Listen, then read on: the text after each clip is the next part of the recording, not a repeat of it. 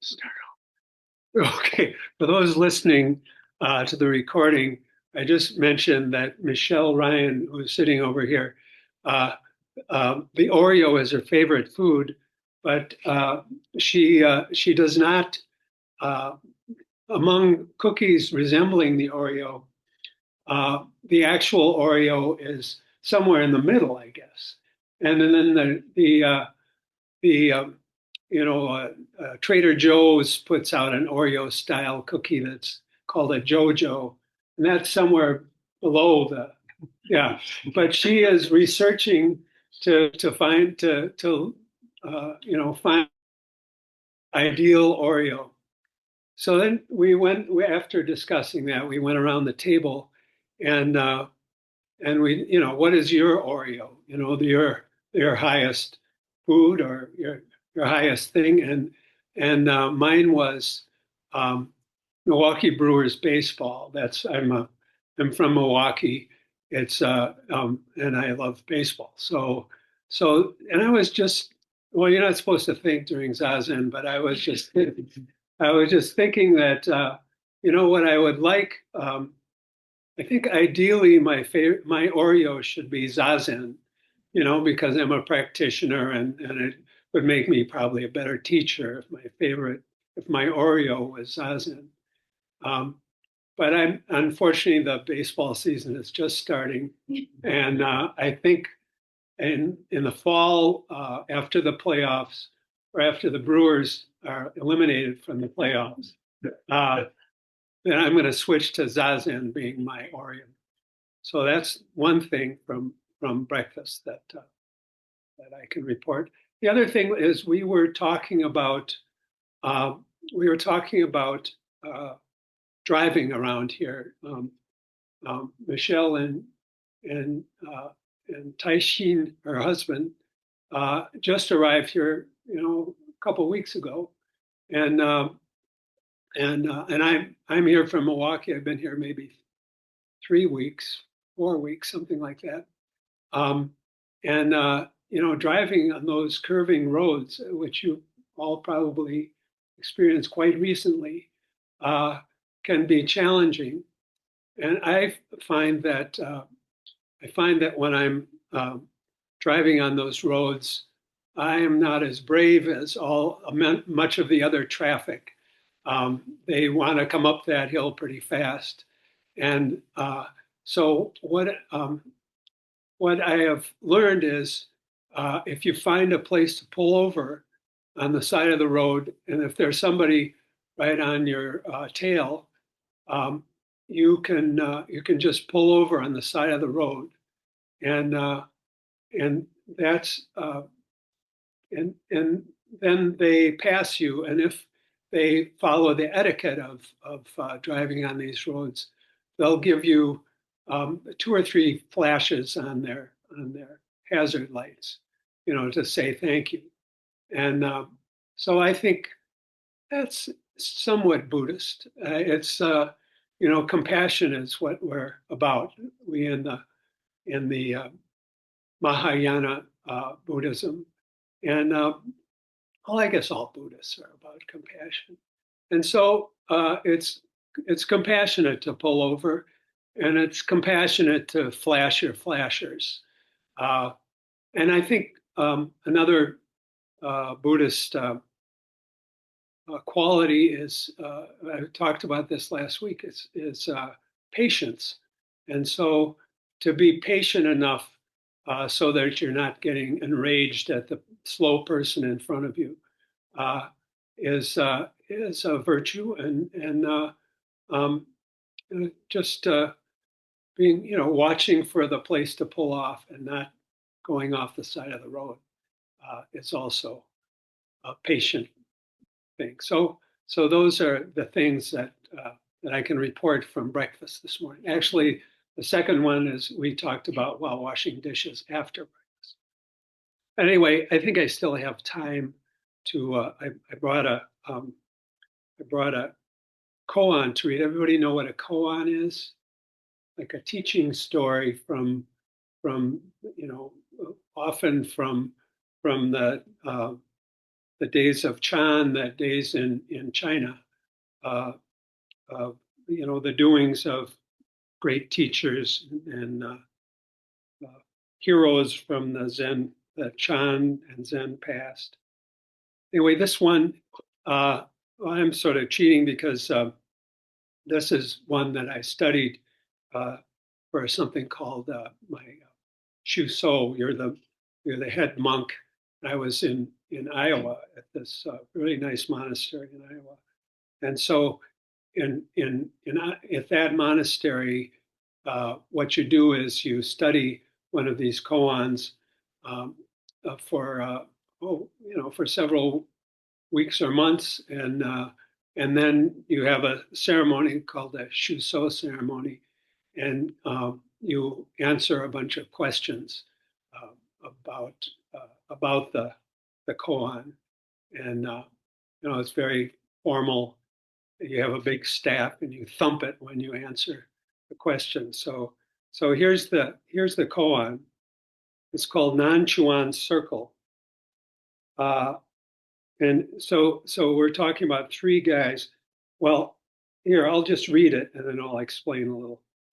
Um, Nan Chuan, Kuei Tsung, and Ma Ku went together to pay respects to national teacher Chung. When they got halfway there, Nan Chuan drew a circle on the ground and said, "If you can speak, then let's go on." Kuei Tsung sat down inside the circle. Ma Ku curtsied. Nan Chuan said, "Then let's not go on." Kuei Tsung said, "What's going on in your mind?" So so these three guys were students of one of the great teachers of Chan, of Zen in the Tang Dynasty, China. His name was Matsu. Uh, what was it? Cho. Can't remember his last name, but he was famous for he transmitted. In other words, he passed the Zen or Chan lineage on to 139 people. So he was great. He I think was the first teacher to involve shouts and blows with a stick to to make people enlightened, sort of immediately. So that continued for many years, and I think it's pretty well died out. At least the stick there was when I first started practicing, which was 40 years ago. They still had it's called a kyosaku, and they still um, they would carry it around the zendo, and if you're sort of nodding off, then they sort of this was my first teacher, Katagiri Roshi, tap you on the shoulder, and then you had to put your head over that way, and then he'd give you a whack right here. It wasn't too hard. I think that it was already on the way out, but now I don't know if anybody does that anymore. Yeah, I went to Japan to learn the meditation class, and after sitting there, the teacher actually used it to help relax the muscle. You feel Oh yeah, that's true. Yeah. So did you like it? Yeah, actually, it's not very much. It's actually help you after you're sitting for 30 minutes. Uh-huh. Good. Okay, so it's not completely gone. I don't know anybody who does it in the United States, but there may be some still does. Anyway, but that was Matsu, and is it Tang? I can't remember his last name. Anyway, these three guys were Nan Chuan was sort of the most advanced of the three students, and he so I think that he was a master Ma, they called him Matsu. He his monastery was in really, I've got it all down here in Jiangxi province. Am I saying that right? Jiangxi, and it was near a town called Jing'an. It was called the Baofeng Temple. And so these guys, the national teacher was in what's now called Xi'an, but it was Chang'an in those days, and it's the national capital during the Tang Dynasty. Anyway, so they were walking from Jing'an to Xi'an, which is quite a long walk. It's about 700 miles, and I guess they didn't have faster means. Well, yeah, I suppose they could have rode horses, but the story doesn't include that. Anyway, they so it's this says that when they were halfway there, they stopped and he drew a circle. So I went on Google Maps and I looked for what was halfway between um, uh, Jing'an and Xi'an, and it's somewhere in Hubei province near Jiangyang. Does anybody know where that is? Yeah, it's what? Yes. In Hubei? Yeah, okay. So I don't know if that's, some of the versions of this, uh, they say they stopped on the way and they don't say halfway. But maybe it was near Jiangyan, and I don't know if there was a city back then. If this would have been somewhere in the 8th century. So anyway, he drew a circle, and I was just reading a sort of a commentary on it last night, and he says that so the question in this, every koan has something that you've got to figure out, and there's we're in the Soto Zen lineage, which is not so concerned with koans as the other main lineage, which is Rinzai. They've got sort of a koan curriculum. You work your way through it, and you're aiming toward enlightenment. And we sort of believe that, and correct me if I'm wrong, Nanzen, but we believe that you're already enlightened, and you're just and shikantaza, which is just sitting, that's an expression of your enlightenment. So anyway, where was I going with this? So the commentary I was reading last night said that actually each of these actions, the drawing of the circle, the sitting in the circle, and did I say that Maku, the third guy, curtsied? Yeah. Okay. So that's in those days, uh, uh, a man would bow, would do a full prostration like we were doing before getting down to the ground, and but or maybe even getting all the way down, so that your belly is also on the ground. But women would, and this is what I read, women would make just a standing bow. I think we did standing bows just now. They would make a standing bow because they had makeup on and they had maybe a silk dress, and you didn't want to mess that all up.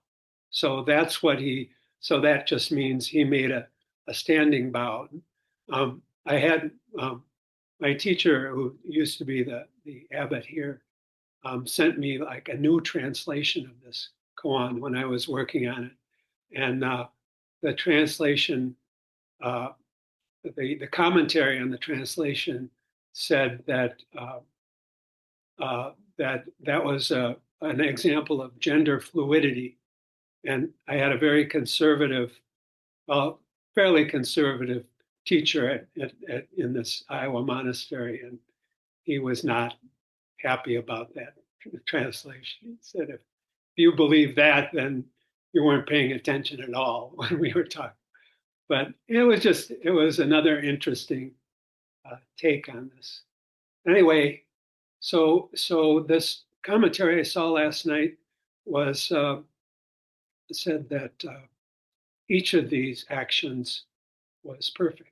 That the drawing of the circle, the sitting in the circle, I think he sat in zazen in the circle, and then the curtsy was a perfect response to the situation.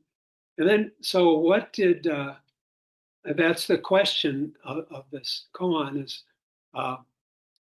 you know, what did um, what's his name? Yeah, Nan Chuan. What was he thinking? So that was the last question in the koan. What are you thinking? What's going on in your mind?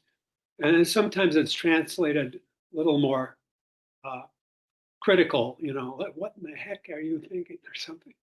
But and so that's the question, and so I think my answer when I was studying it was, what was he thinking?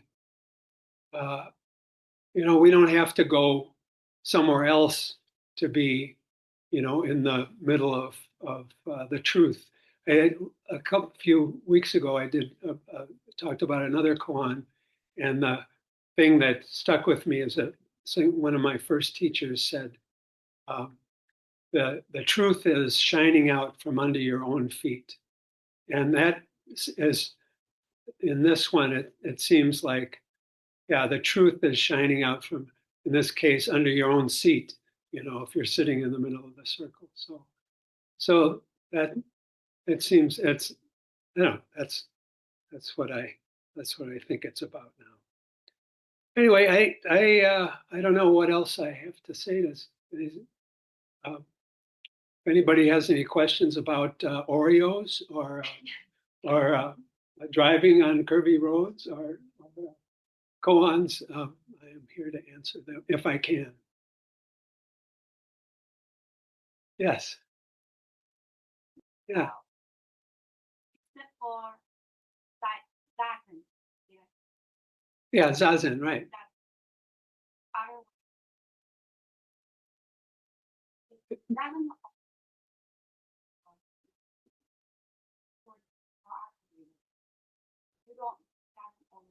No, we don't. Yeah.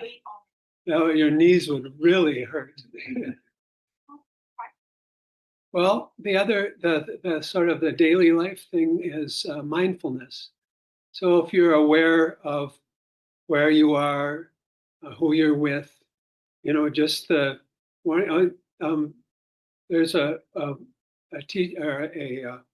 practitioner. He was the head monk, or he still is the head monk of this practice period, right? Uh, Koshu. He says he talks about following your breath even when you're, you know, in the midst of your daily activity. So it seems like it's a little hard to do, but you know, we were online,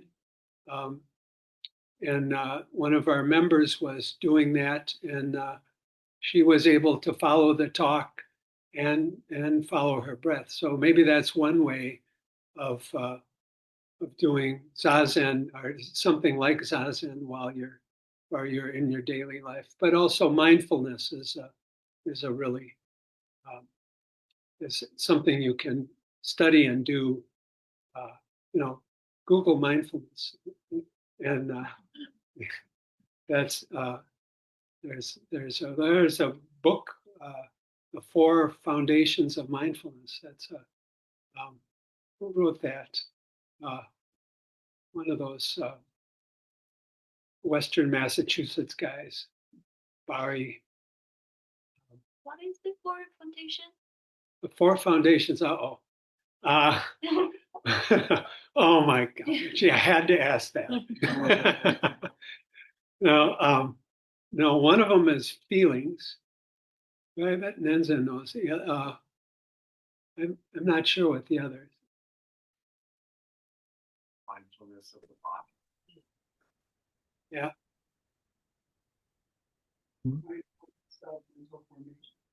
Ah, there's one more.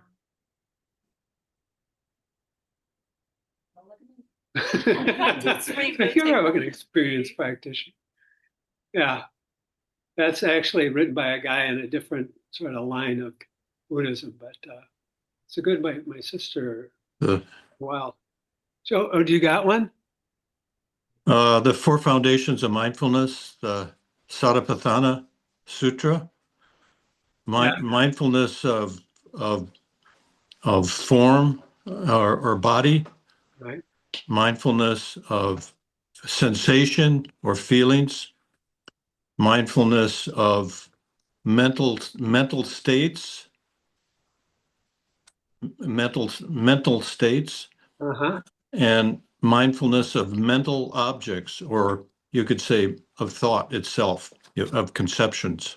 So those are the four foundations of mindfulness that the Buddha said to coordinate with our breath. So you're breathing in a breath, you're aware of body, you're aware of sensation, you're aware of your mental state, and you're aware of your mental formations. So those are the four foundations of mindfulness. Yeah. Is that mine? Is that Michael? Yeah, Michael. Yeah, No. yeah. Oh, hi. Hi. Hi. My teacher. That's right. You want to take the rest of this? No. You're on the hot seat, dude. Okay. Wow. He Googled it. He Googled it. That's right.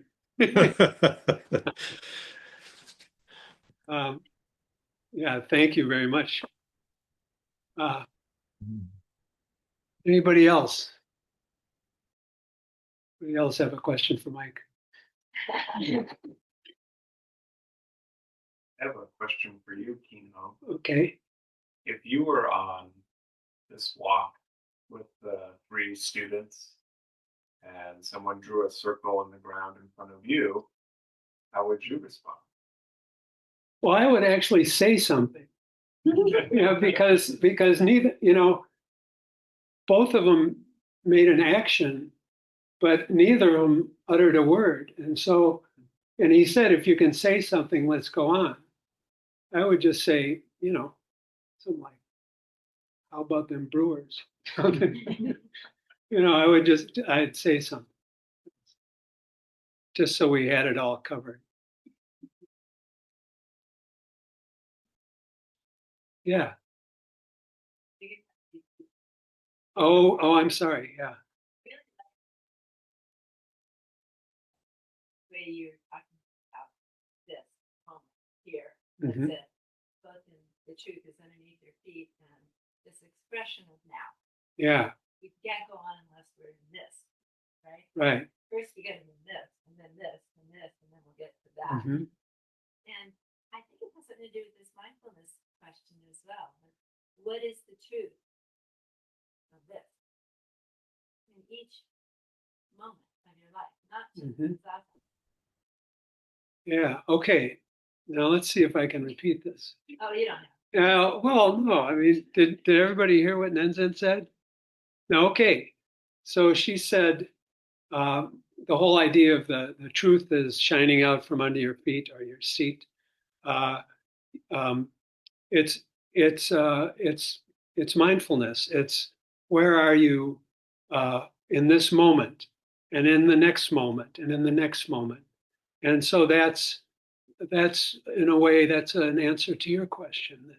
That that's what mindfulness is: being aware of where you are and being in the moment. So, how's that? Yeah. Okay.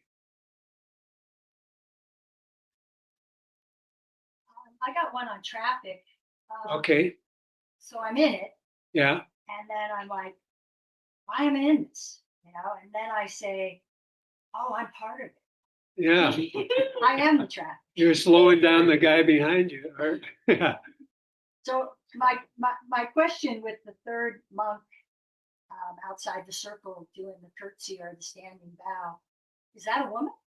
No, it's a man. Oh. Yeah, but yeah, for some reason that's the bow he made, and they call it a curtsy because it's the bow that was sort of assigned to women back then. I don't assigned, but that's the bow that women did back in the 8th century A.D. I don't even know if I know what a curtsy is. Well, a curtsy is like, when you bend your one knee and you hold your skirt out like that. And I don't know, do you? Anybody do it? Sure. Yeah. But that's not the curtsy he's talking about. He's talking about standing bow. The stowing, yeah.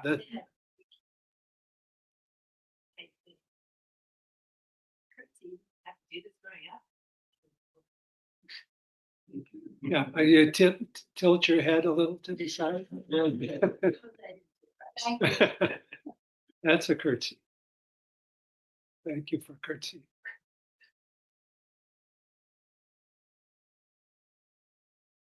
Anybody else? Yeah, yes.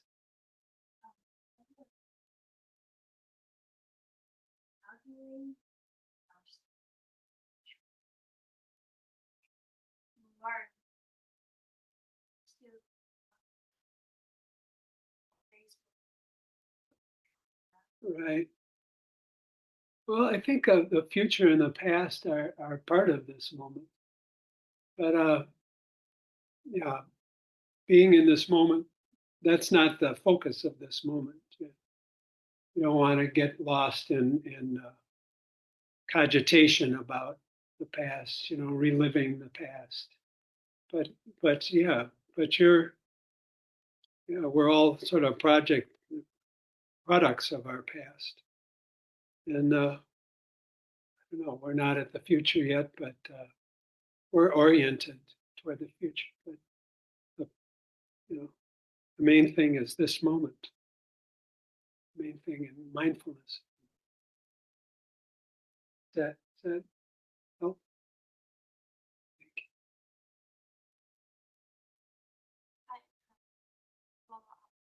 Follow up, okay.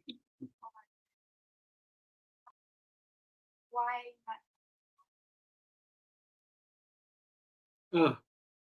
Well, the truth is sometimes hard to. Excuse me, Tom. Yeah. Could you repeat the question, please? Oh yeah, sorry. The lady who asked the first question about how do you carry zazen into your daily life. Now let's see. Your question now is, I'm sorry. What is it again? Your answer for my question is mindfulness. Mm-hmm. My question is why mindfulness will help us to see the truth.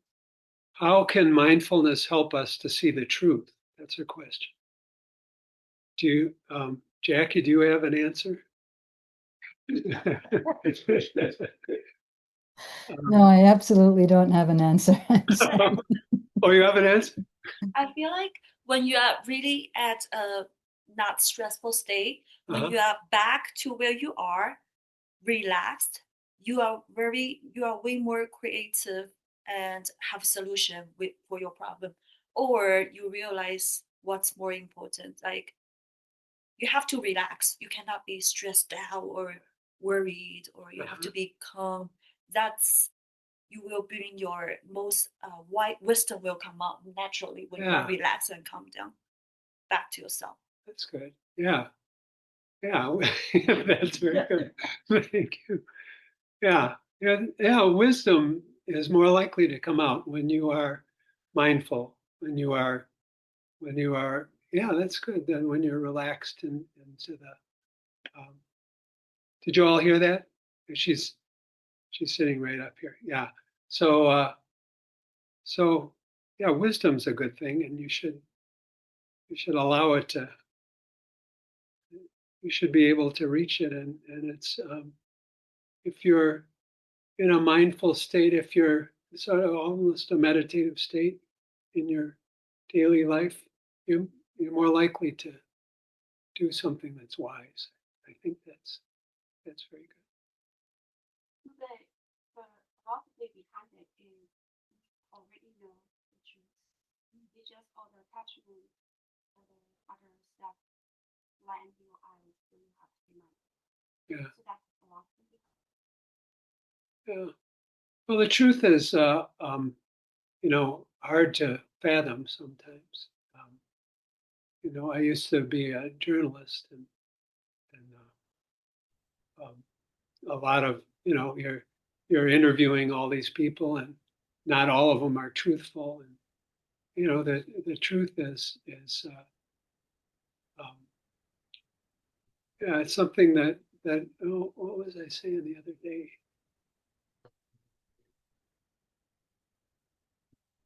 Yeah, just having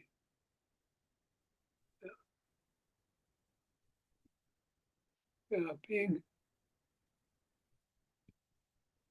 you can't always see the objective truth, but you can feel what's real, and you can feel what's fake. You can tell that, and that's something that's worth doing. Yeah, and then wisdom is part of seeing what's true and what's not. I don't know if that helps. So what about the truth? Like they found everything. I want the truth of yourself. Mm-hmm. And to cope The truth of no self.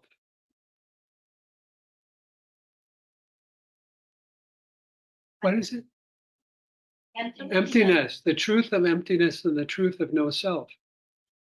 Yeah, that's something that you can deal with zazen. And can you deal with it? Yeah, if you're well, if you're driving up the hill and you're empty, you're not. A couple of times when I pulled over, people didn't flash their taillights at me. I got mad at them, and I didn't give them a finger. But yeah, I think if I was a little emptier, I wouldn't have. I would have let them be themselves, and then not attached to. I wanted their respect. I wanted them to flash their lights at me, say, "Oh, we appreciate you, O Zen master." Not everybody knows the rule. Yeah, right. That's true. They might have been from out of town too. Yeah. Also, they might be also going to their own struggle. Yeah, they might. Yeah, they might have been mad at somebody. Yeah, or sort of just Easy way attached to something. being a fast car. I think there are some people that are attached to having a fast car.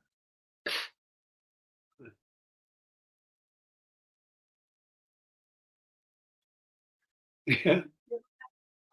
What? Thank you.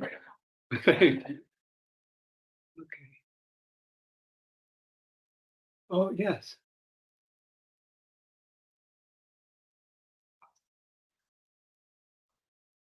A large portion is planning. Yeah, that's right. Right.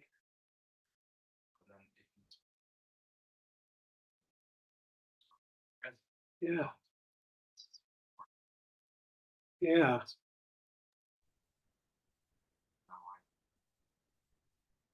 Now I switched it. Yeah. Yeah. I guess when you plan, you got to be right in planning. That's I don't know, maybe Taishin might be able to answer that better. You're a really good planner. I think, well, you're a good note taker. Sure. I give the appearance of being. Okay.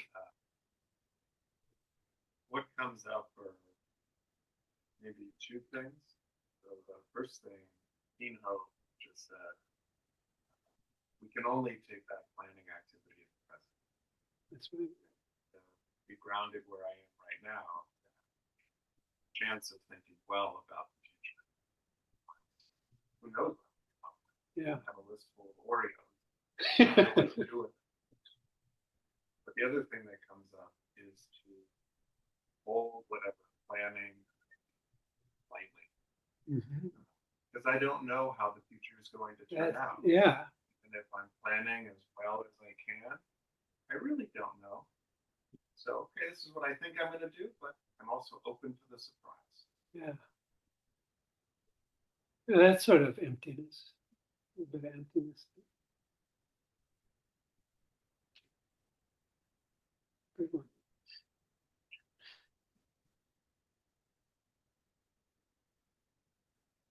You like it? I always sometimes find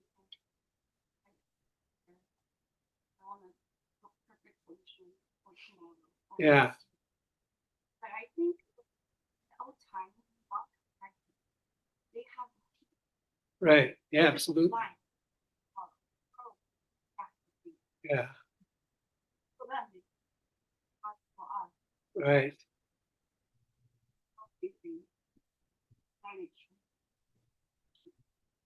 Yeah. Yeah. You don't know what's going to come up.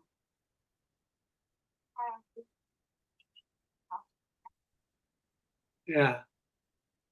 For you.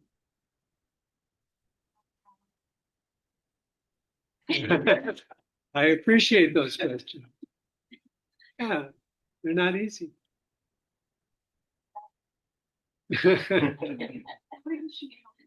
Yeah. Yeah. Well, let somebody. One solution can apply to many. Like when he teach you how to drive, you can apply to every other aspect of their life, other places. Yeah, can apply to. I'm sorry. I was Like looking if at my- when master or teacher teaches how to drive, right? The philosophy behind it, you can use this philosophy apply in every other aspect Yeah. too, Yeah. not just driving anything. Yeah, there was a Zen teacher in Los Angeles. Who was I don't know, was it Mayazumi, whose teaching was drive the speed limit. But I don't. I'm afraid to drive the speed limit on some. What? Yeah, you're going too fast. The speed limit is. Yeah, and with your Way what? too slow. He said too slow, you said too fast. Yeah, it was too fast for me. You know, on Skyline Boulevard, it says the speed limit's 50 for part of it, and I can't drive 50. But you know, I'm from Milwaukee. So we don't have curvy roads like that. Yeah. I'm interested in principally your question about the truth again, not about the truth of each moment, and having to do with patient response about and truth is about being in this moment as necessary to be future and integrated, not separate. And it strikes me that Buddhism is a very comprehensive approach to this, and it starts with this truth. And you can start with the Four Noble Truths, which Keith explains to you. But this is the foundation for they're called truths. Or That's right. I like to call them ennobling, rather than noble. They're not noble on the one you have to enact them. Noble. But if you look at these truths, they are a way of looking at the entire field, meaning your plan and your history. Mhm. So that's the Buddhist teaching. This comprehensive view. Covers everything. Mm. It's one. Okay, let me repeat that for our friends online. Yeah. So Nansen said, it's when we're talking about the truth, she's referring to the Four Noble Truths, which are, the truth of suffering, the truth of the cause of suffering, the truth of being able to stop suffering, and then the Eightfold Path, which is what you follow to stop suffering. So that's those truths can help you see the truth in each moment. Is that how is that? Yeah. Okay. That is confirmed. Yeah. Oh yeah. Yeah. Oh yeah. Is it getting late? Okay. Well, anyone want to ask the last question?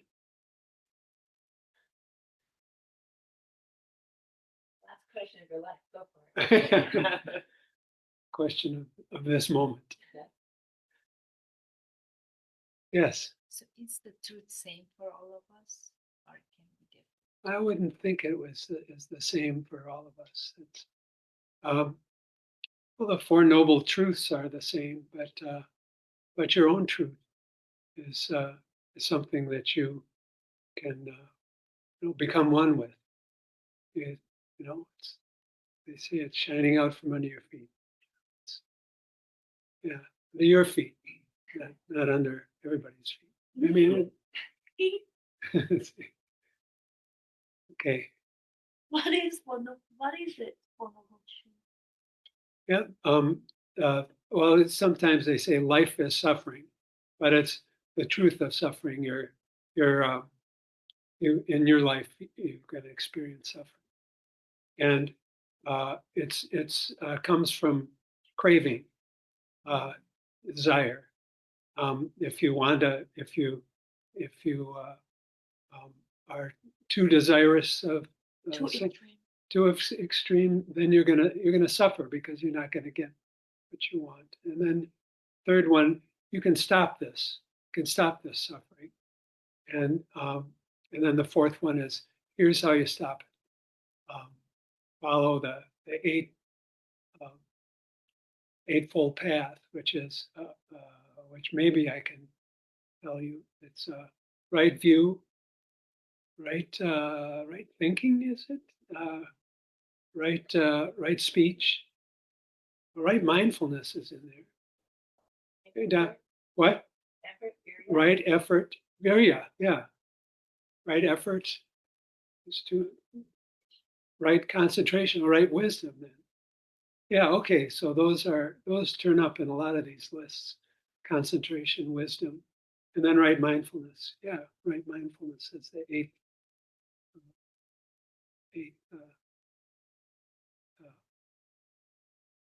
thing on the of the fourfold truths. The fourth, it's the last thing on the list. Fourth note. So, what do you say? You're the show. Yeah. Okay. If we have a closing kata, which is at the top of page 3, very short thing. To chant it with us.